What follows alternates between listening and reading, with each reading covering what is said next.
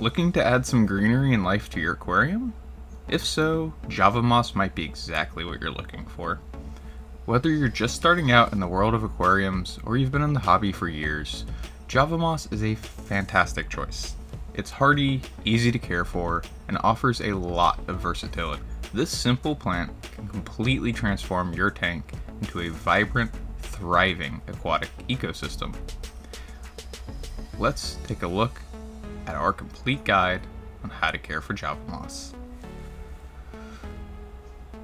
So what exactly is Java moss? Well, it's an aquatic plant known for its dense, feathery, and vibrant green appearance. It's a favorite among aquarists for aquascaping. Java moss can grow on a variety of surfaces, from rocks to driftwood, and even on the substrate. It thrives in a variety of water conditions, making it incredibly versatile in any tank setup.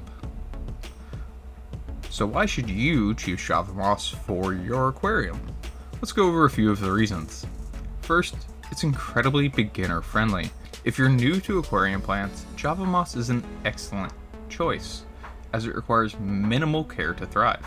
It's perfect for anyone starting on their aquascape journey.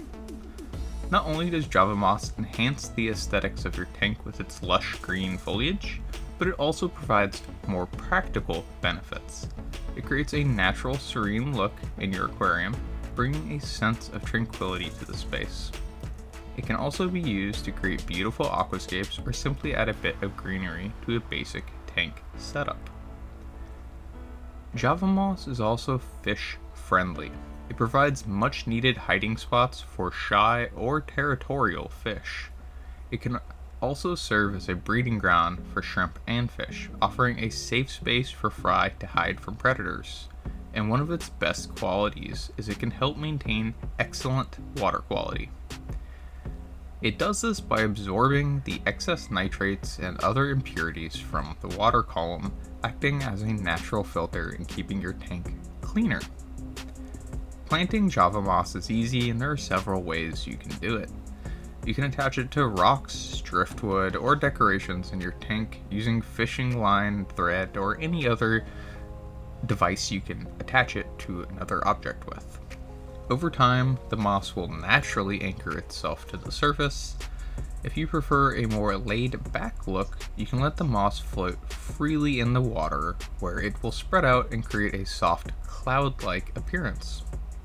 For those who want to create a moss carpeting effect, you can spread the Java moss over a mesh or flat substrate and gently secure it in place. With a bit of patience, it will grow and anchor itself, eventually creating a beautiful carpet of lush green. Now let's talk about the ideal tank conditions for Java moss. This plant is incredibly adaptable, but it does thrive under specific water parameters. The ideal temperature for Java moss is between 59 and 86 degrees Fahrenheit or 15 to 30 Celsius. As for the pH, it can tolerate a range from 5.0 to 8.0, which covers most freshwater tanks. You'll also want to aim for soft to moderately hard water, though Java moss is pretty forgiving in this aspect. When it comes to lighting, Java moss does do best under low to moderate light. While it can handle bright light, too much will likely cause algae issues. High light can lead to faster growth, but it will encourage that unwanted algae, so balance is key. Here's a great thing about Java moss. It doesn't require substrate, meaning that you can even have a bare bottom tank and still grow beautiful Java moss. Maintaining Java moss is relatively simple, but it does require some basic care. First, regular trimming is essential. Trimming helps keep the moss under control and prevents it from overgrowing.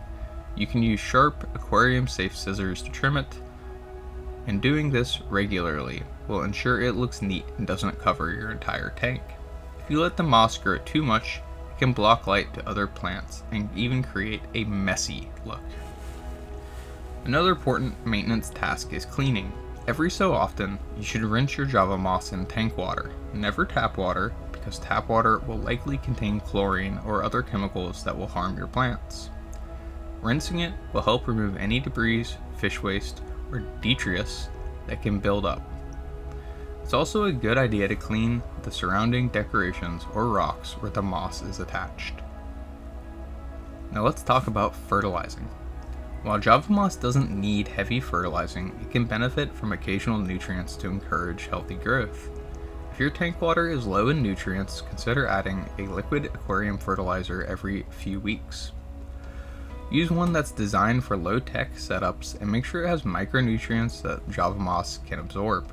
Over-fertilizing will lead to algae blooms, so less is more when it comes to adding fertilizer. Java moss is compatible with most fish and invertebrates, making it a great addition to a variety of tank setups. Some of the best tank mates for Java moss include betta fish, guppies, tetras, and shrimp, such as cherry shrimp and amano.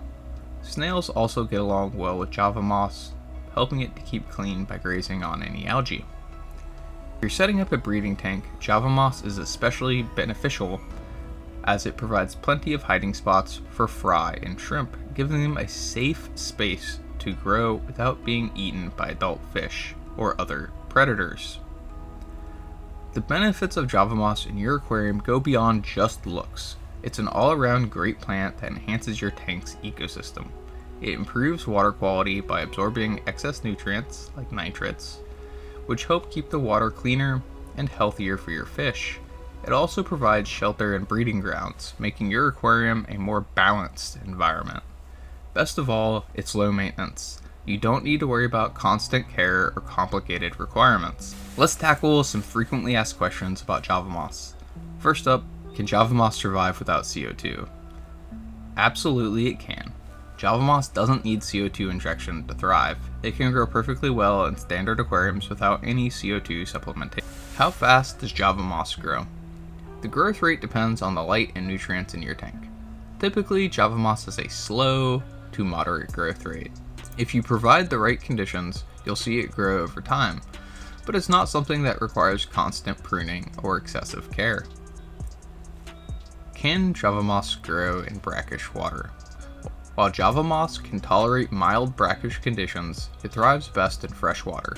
So if you have a freshwater setup, it's an ideal addition. To wrap it up, Java moss is an incredibly versatile and resilient plant that can bring countless benefits to your aquarium. Whether you're looking to enhance your tank's aesthetics, provide shelter for fish and shrimp, or simply enjoy a low-maintenance plant, Java moss is the way to go. That brings us to the end of this video. I hope you all learned something, and maybe I even convinced you to add some Java moss to your aquarium. Be sure to check out my website, bishopaquatics.com, for great deals on plants and fish. Thank you all for watching and making it this far. I'll catch you all in the next video as always.